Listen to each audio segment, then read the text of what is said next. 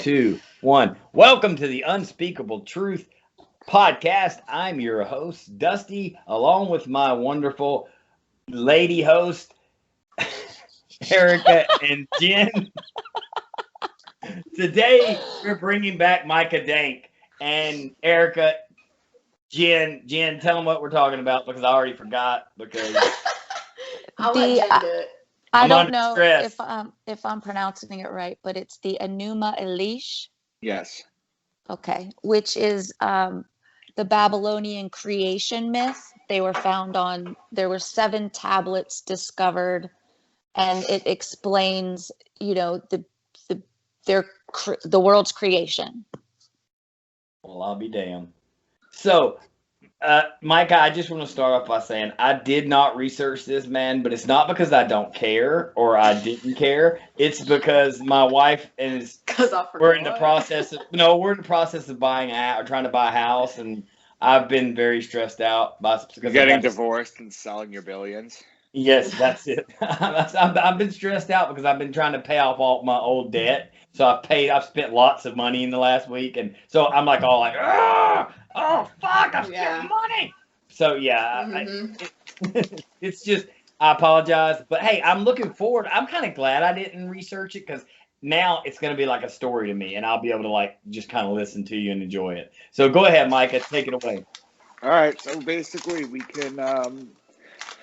Well, Jen's read it, so why don't we start with any questions that you have, and then I'll show you how this is. We just lost Erica. Yeah, I'm here.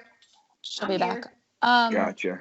So she dips out because she don't want people to see her smoke weed on camera. Is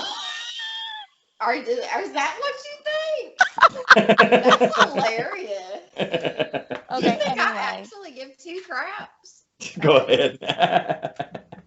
Lord. So my question is, I've read a couple different websites looking this up, and the one that I kind of stayed with was creationmyths.org.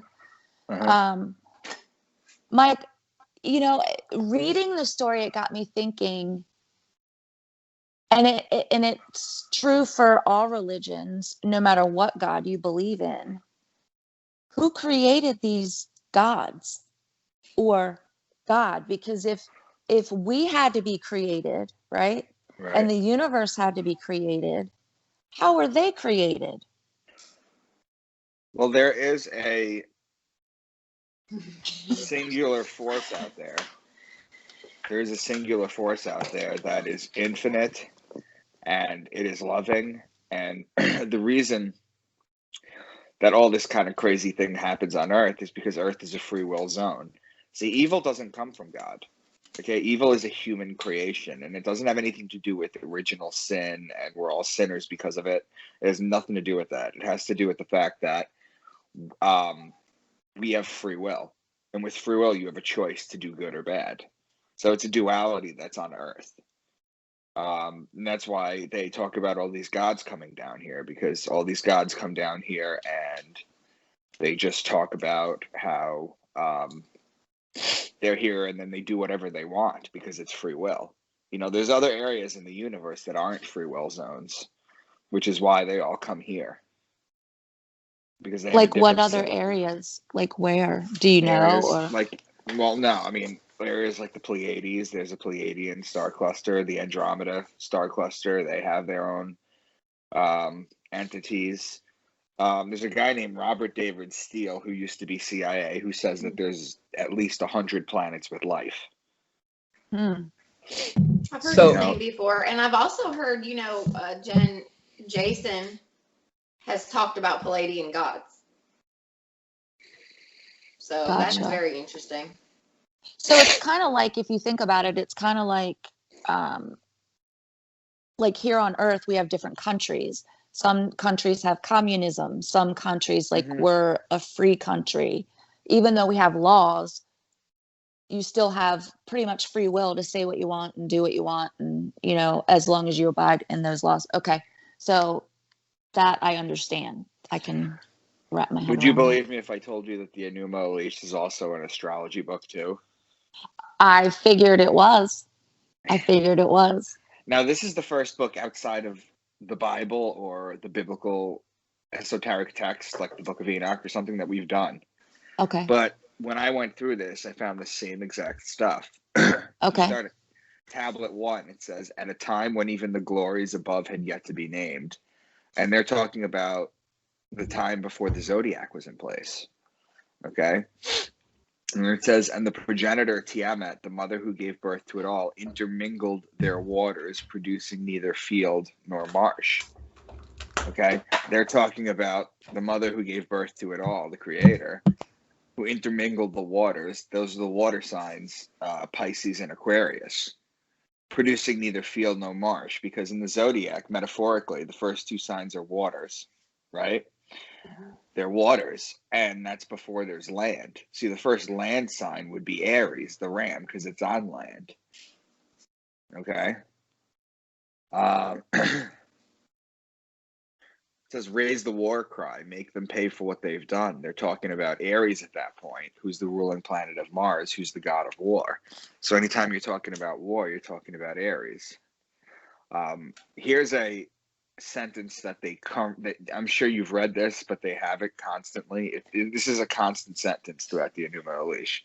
It says, she brought big snakes with piercing teeth and vicious fangs. Do you remember this one? Mm-hmm. Yeah.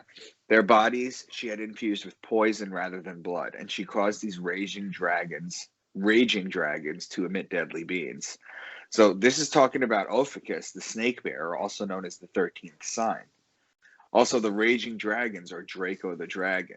They're both extraordinarily large constellations. However, they're basically opposing signs for where they're located in the sky. The tail of Draco starts in Aries, Taurus, and Ophiuchus basically starts in Scorpio, Libra. So those are opposing locations. Mm-hmm. Then Tiamat enlisted a horned snake, a Mushusu dragon, a mad dog, a scorpion man, half fish, and half man, half bull. So the horned snake is Ophiuchus again. The dragon is Draco. The mad dog would be the dog star Sirius, our dog star Sirius. The scorpion man is a Scorpio Aquarius mix, because that's the scorpion and the man sign. A half man, half fish is Aquarius Pisces mix, which border each other, which blends the fish and the man sign. That's why they used to have fish gods. They used to have like Dagon. They used to have Mithra. The Pope's mitre, actually, his hat.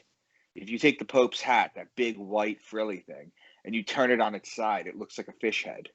And that's because it goes back to the fish gods. And then basically half man, half bull is Aquarius and Taurus. So this book, I've got 6 pages of this. This book entirely is an encoded astrotheology thing, because that's all any of this is. Any of these creation stories.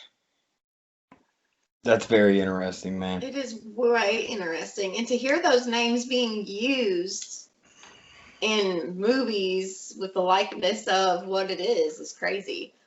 Like Wonder Woman. What's Draco's in what? What's this?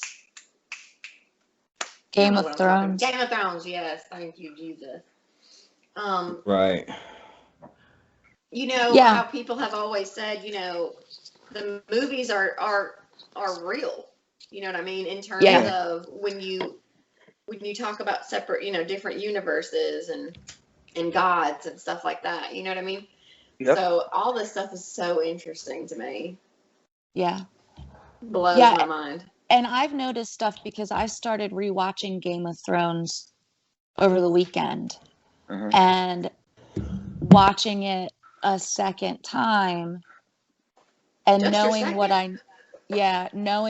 know about our conversations, Micah, and doing this podcast and researching all this stuff, it's so eye-opening. Like I see it differently now. It's so weird. It's so weird. It'd be the same thing if you read the Bible.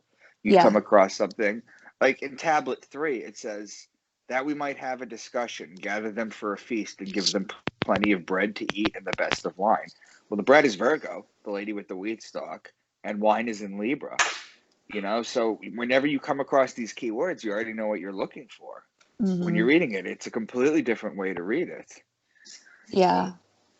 It is. It's Blows my mind. Now, I very got a awesome. question for you, and this is still on the subject of astrology and stuff. I was listening to a lady yesterday who said that right now we are going into the age of Aquarius, We and are in the age of Aquarius. yeah, she said that between now and 2025, that the world will lose like 90% of its population through massive events happening, and they started in 2020. Yeah. And dude, she had me go my jaw on the floor. Yeah. It bruh. was something about, and it had to do with a disease or something. Well, it all started with the disease. She says it all starts with the disease, which is COVID. And she said by the time they're finished, 90% of the world's population will be wiped out. And it's kind of like that movie that came out not too long ago. What's it? 2023 or 2024 or what the hell is it called? You talking about? That's like the third round of COVID, but Yeah, you're everybody's talking about. dead. Yeah, COVID 23 was the name of Yeah, COVID right. in it. The movie Right. is, oh my God, I can't think of the name of the movie. But you know what I'm talking about. That Yeah. movie came out, and it's similar to what that is, like Yeah, what you're talking about. everybody was dead. Like if you got the virus, the way you,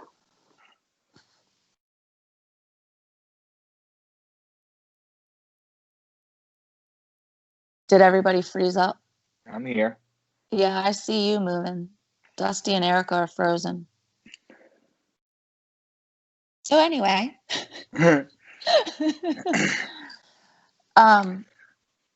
so what does that mean? Okay, they were talking about Age of Aquarius. What does that mean?